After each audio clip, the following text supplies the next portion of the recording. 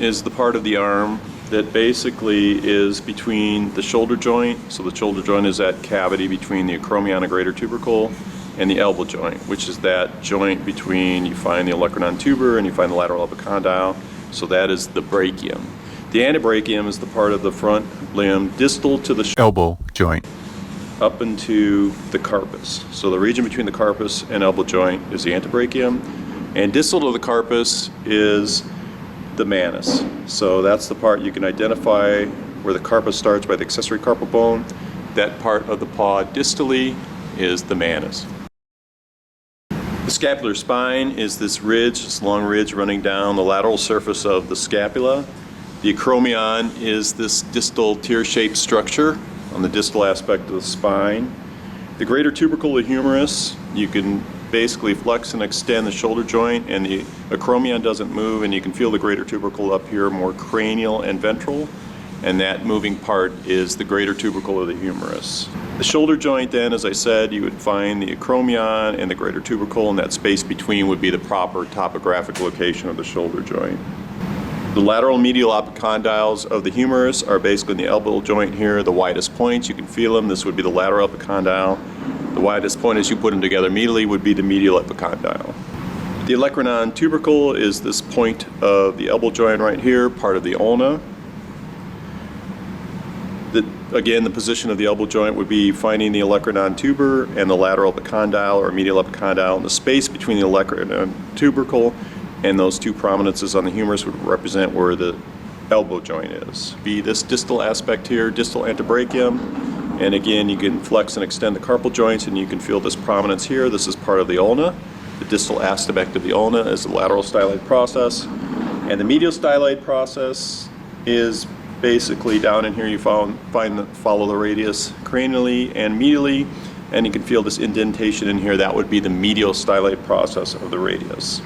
Accessory carpal bone is right deep to this pad here. It is palmar and lateral. Obviously this dew claw would be MC1. These are the phalanges right here, proximal, middle, and distal. This would be, medial would be the position of MC2, MC3, 4, and 5. The wings of the atlas, just caudal here to the ear, in the middle of the neck, in a dorsal ventral fashion would be the wing of the atlas. You can palpate that right there. The manubrium is that prominence on the first sternobrae, so right here in the chest. The ventral aspect of the thoracic inlet would be where you palpate the manubrium. The transverse processes of C3 through C6, basically you can feel the wing of the atlas here. So you can follow down, and remember, if you split the neck into dorsal and ventral lines, dorsal and ventral halves, if you draw a line down the middle of the neck, that's essentially where the cervical vertebrae travel. They do not travel around the dorsal aspect of the neck. The spinous processes of the thoracic and lumbar vertebrae get in between the dorsal aspect of the scapula here, and you can start to feel the first T1 is right there, and you can follow them back and begin counting to usually T13. Lumbar follows subsequently after the thoracic. A good landmark for L7 is you get here and you feel the iliac crest, and you go medially in between the two iliac crest. You can feel that spinous process of L7 and count forward as 6, 5, 4, and that's what you've done in your lab. Palpating the ribs, you can always palpate, generally there's 13, and you can feel 13, rib 13, and begin to count caudally 12, 11, 10, 9. Xiphoid process is in here. Basically it's part of the last sternobrae, and you can see right in here just inside the costal arch, you can feel that little bump. That is where you find the xiphoid process. Pectoral muscles run superficial and deep. They run the length of the sternum, and they insert in on the proximal medial humerus. So right here would be where you would find your pectoral muscles. Sternocephalicus, its origin is the manubrium. So we found the manubrium right here, the ventral aspect of the thoracic inlet, and runs up laterally. So right here would be your sternocephalicus, head to manubrium. The infraspinatus and supraspinatus, you should palpate the spine and realize that the infraspinatus would be in the infraspinous spasa, so that would be caudal to the spine, and they're going to come down in on the greater tubercle. The supraspinatus would be in cranial to the spine of the scapula, and the supraspinous fossa also coming down to the greater tubercle.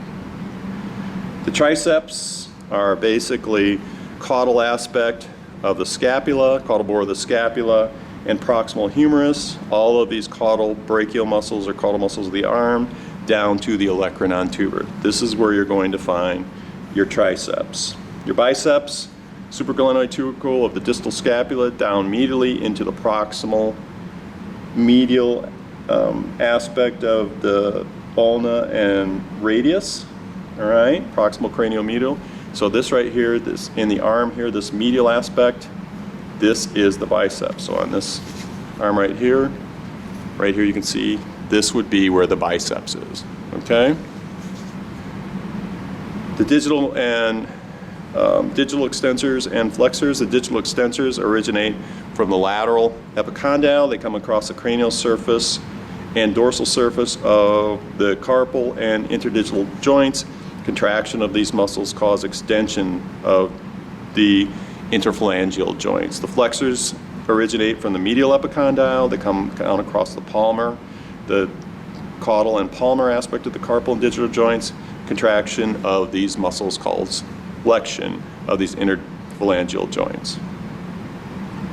Carpal pad basically is associated with the accessory carpal bone. That's your carpal pad. This is your metacarpal pad associated with the distal aspect of the metacarpal bone. And then obviously these are your digital pads. The brachial artery. So the main arterial trunk in the front limb is the brachial, the axillary artery, followed distally by the brachial, followed by the median. So the axillary would be up here in the axilla or the armpit, and if you reach just caudal to the biceps in this groove, so you can look at it right here, I can feel this groove just caudal to the biceps, that's where your brachial artery will run. This is where you can take a pulse from the artery in this region. It runs just the distal to the elbow joint, and it then continues on, and this region is the median artery. The radial nerve. The radial nerve originates from the intervertebral foramen and the brachial plexus, and it enters the limb in this medial aspect in the axilla. The radial nerve enters into the triceps medially. It wraps around the humerus here in a caudal lateral fashion. So right across the distal lateral humerus right here is the radial nerve. Can be subjected to injury in this point from blunt trauma. It then gives a deep branch. Its motor goes to the extensors of the antebrachium. Its sensory goes as two superficial branches on either side of the cephalic nerve and gives you the autonomous zone for the radial nerve in this region, both cranial, antebrachium, and dorsal carpus and digits here in the manus. The radial nerve also innervates the triceps up here more proximally, so it innervates the extensors. The musculocutaneous nerve. Musculocutaneous nerve comes once again out of the brachial plexus. We can look at the medial aspect here. Now these nerves will all be medial, and it innervates the biceps and the brachialis. So here's your biceps. The musculocutaneous nerve is going to run in that groove just cranial to the brachial artery. It's going to innervate the biceps and the brachialis, which you would see here laterally underneath the triceps. And it has an general autonomous zone here in this distal, you could say basically this medial distal brachium, proximal antebrachium would be autonomous for the musculocutaneous nerve. The ulnar nerve, so the ulnar and median trunk, again, is going to come in medially. So it's going to be caudal to the brachial artery. So in this region you go biceps, musculocutaneous nerve, brachial artery, median and ulnar nerve. They're going to split proximal to the elbow joint. The ulnar nerve is going to come out to the olecranon in the elbow and course down caudally here in the antebrachium and supply sensory here to the caudal antebrachium and the palmar aspect of the carpal digits and the pause here of the manus. The median is going to run down the middle. All right. Motor, both median and ulnar get the antebrachial flexors.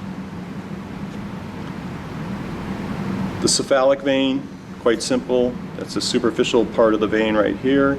Important vein for venipuncture, okay, in the cranial aspect of the antebrachium. Again, the autonomous zones, we've gone through them. Again, just as a review, you would have radial, ulnar, musculocutaneous, and that would be the primary ones.